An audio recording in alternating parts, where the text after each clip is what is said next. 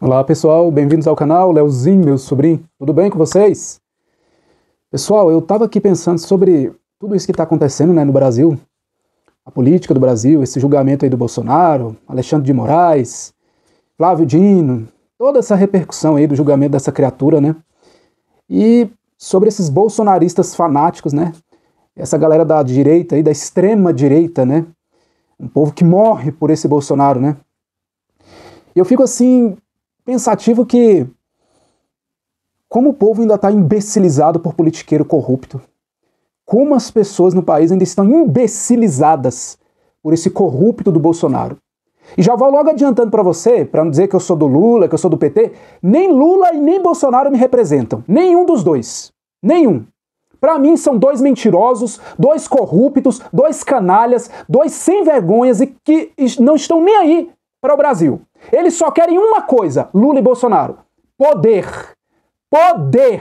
É isso que eles querem. Eles estão pouco se lixando para o Brasil e para os brasileiros. É isso. É só poder. A ganância, a adoração pelo poder. É isso que eles gostam, é isso que eles adoram. Esse é o Deus de Lula e de Bolsonaro, o poder. Então, nenhum deles me representa. São dois tiranos, dois corruptos, dois covardes, duas pessoas cruéis, perversas, maldosas, mentirosas e que não me representam.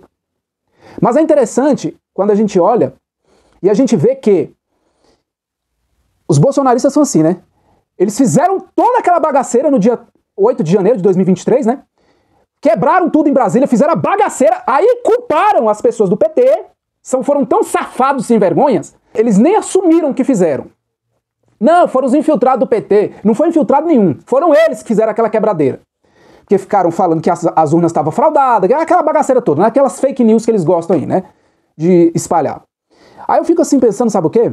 Se fosse ao contrário, se o Bolsonaro em 2022 tivesse vencido as eleições, e aí os petistas tivessem quebrado tudo lá em Brasília, tivesse feito essa bagaceira todinha, e o Lula tivesse feito exatamente o que o Bolsonaro fez quando ele perdeu, não se pronunciou, não passou a faixa, foi embora lá para os Estados Unidos, se fosse o Lula, inverte a situação. Será que eles estariam com essa mesma opinião, os bolsonaristas? Uma teoria, vamos imaginar. Se fosse o Lula o presidente, e ele estivesse tentando a reeleição no lugar do Bolsonaro, e ele perdesse para o Bolsonaro vencesse, e aí os petistas, toda pessoa da esquerda, todos que adoram Lula como um deus, fossem lá em Brasília quebrar as coisas, fazer a bagaceira. E aí como que os bolsonaristas iriam reagir? Eles iam pedir anistia para os petistas? E para o Lula? Será que eles iam fazer isso? Será que eles iam achar correto o que o Lula está fazendo? O que o Lula fez no lugar do Bolsonaro? Será? Ou será que eles iam querer mesmo que todos os esquerdistas e os petistas fossem presos e não houvesse anistia para ninguém? Inverte a situação, é só inverter a situação. Inverta a situação, é só inverter a situação.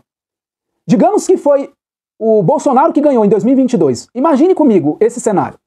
E aí o Bolsonaro ganha em 2022, o Lula perde, aí o Lula fica sem falar com ninguém, não dá nada pra ninguém, não conversa com a imprensa, não conversa com seus apoiadores, foge do Brasil igual um covarde, um canalha, fica lá nos Estados Unidos, foge, não passa a faixa presidencial pro Bolsonaro. Outra coisa que me decepciona, um presidente da República, se eu fosse ele, eu teria chamado Rede Nacional de Televisão, que ele era presidente ainda, dizer, acabou a eleição, para baixar os ânimos, né? Gente, perdemos a eleição, estou triste que a esquerda voltou pro país, fiquei muito decepcionado, tô arrasado, vou tirar um mês de férias. Exato. Mas preparem-se para a maior oposição democrática que esse país já viu. Eu vou fazer uma oposição e não vou deixar destruírem o meu país. Então, se vocês estão comigo, nós vamos fazer oposição democrática, legal, sem baderna, sem bagunça, sem quebradeira, sem nada disso. Isso não resolve nada. Né? Isso só destrói o país. Nós vamos ser uma oposição muito bem elaborada e muito bem feita. Ele tinha 58 milhões de votos para ser uma grande oposição. O que fizeram? Tudo errado. Saiu do Brasil, não entregou a faixa, foi covarde, saiu, não voltou até agora, não falou com ninguém, ficou um silêncio constrangedor durante um período. Quando falou foi uma decepção.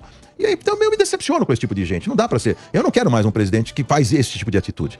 E aí no dia 8 de janeiro de 2023, os petistas e os esquerdistas, os apoiadores de Lula vão lá quebrar tudo em Brasília, fazer a bagaceira, fizeram a bagaceira no Supremo Tribunal Federal, fizeram a bagaceira no Congresso Nacional, fizeram a bagaceira em Brasília. Os petistas fizeram isso, né?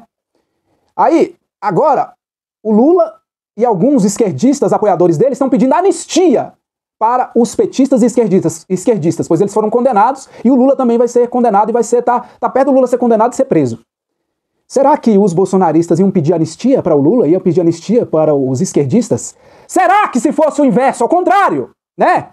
Será que se fosse ao contrário, eles iriam fazer toda essa manifestação pedindo anistia para o Lula, pedindo anistia para os petistas e esquerdistas?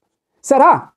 É interessante, né? Reverter o quadro, né? Pra gente se colocar no lugar da outra pessoa, né? Muito legal fazer isso, né?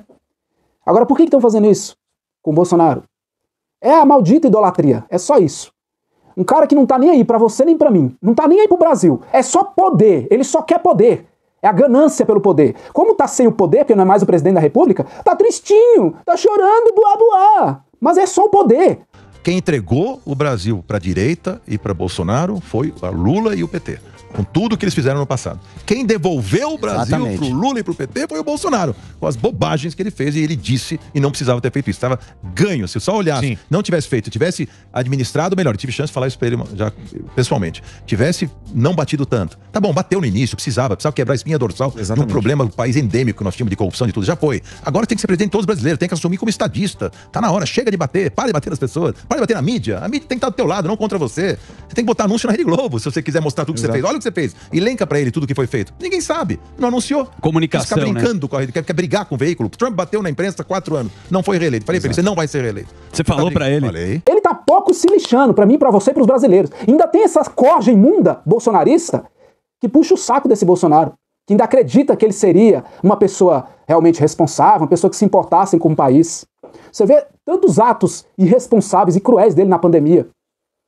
Então eu fico assim pensando, sabe, a grande hipocrisia desse povo bolsonarista, a grande hipocrisia dessa gentalha. Porque se fosse ao contrário, eles estariam batendo em cima dos petistas, dos esquerdistas, do Lula. Tem que prender mesmo, tá vendo? Tem que fazer isso, bandido bom é bandido morto, né? Eles iam falar exatamente essas falas. Lula tem que ir pra cadeia, anistia não. Agora, como é o politiqueiro corrupto, safado, de estimação deles, aí tudo bem, não, pode pedir anistia, pode fazer isso, não. Rapaz, é assim, indignante, sabe? Eu fico indignado com tal situação. O líder do Cidadania, deputado Alex Manente, autor do pedido, me disse perceber com preocupação o fato de o combate à corrupção não estar em nenhuma lista de prioridades do atual governo. Eleitor de Bolsonaro em 2018, o deputado relembrou que a luta contra a corrupção era uma das maiores promessas da campanha do capitão. Lamentar o fato do Brasil ter sido alvo de uma medida inédita da OCDE de ter um grupo permanente de acompanhamento ao retrocesso no combate à corrupção. Nós, infelizmente, estamos num cenário desolador em relação a esse tema, um tema que pautou, inclusive, a eleição do próprio presidente Jair Bolsonaro, mas que, infelizmente, não tem sido prática da conduta do seu mandato. É aquela situação assim, o meu politiqueiro corrupto e safado pode fazer tudo o que ele quiser. E não tem problema dele matar, dele estuprar, dele esbagaçar a vida das pessoas. Não tem problema, é meu politiqueiro corrupto, sem vergonha e safado, eu gosto dele, não tem problema. Agora, quando é o politiqueiro corrupto, sem vergonha e safado do outro, aí eu condeno. Mas o meu fazendo a mesma coisa, roubando, mentindo, comprando deputado lá no Congresso, fazendo orçamento secreto, fazendo a bagaceira, não tem problema. É o meu politiqueiro corrupto. Eu amo ele, eu gosto muito dele, é o meu mito. Agora, quando é o outro, aí eu condeno. Aí sim, ele pode ser condenado, ele pode ser xingado, eu posso ficar contra ele. Agora, não toque no meu politiqueiro corrupto de estimação. Porque eu dou a minha vida por ele. É a demolição de valores nesse país. O errado virou o certo, e o certo virou errado. Inverteram. Quando é o meu politiqueiro corrupto e safado, eu passo a mão e passo o pano. Não tem problema nenhum. Agora, quando é o do outro, aí eu tenho que bater, eu tenho que criticar. Mas quando é o meu, eu passo o pano e tá tudo bem.